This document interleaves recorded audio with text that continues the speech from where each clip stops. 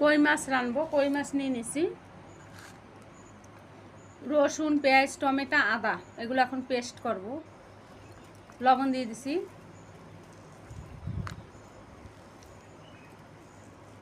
হলদি powder দিয়ে দিছি।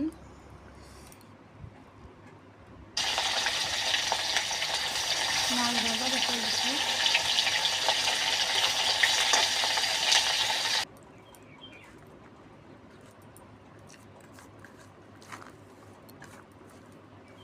রসুন আর আদা পেস্ট করে নেব। আর ফোড়নে আমি তেজপাতা আর জিরা দিয়ে দিছি, গোটা জিরা পেস্ট দিয়ে দিছি।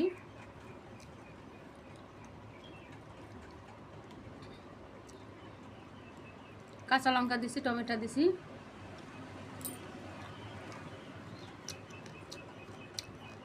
রসুন আর আদা আর টমেটোর পেস্ট দিয়ে দিছি। লবণ দিছি, হলদি দিছি, মরিচ পাউডার দিছি।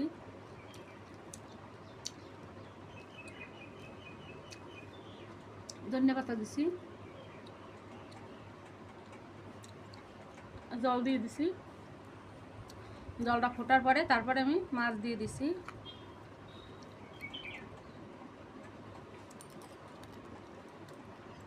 জিরা পাউডার দিয়ে দিছি, ধনিয়া পাতা দিছি, গরম মশলা দিছি। মাছের তরকারি হয়ে গেছে।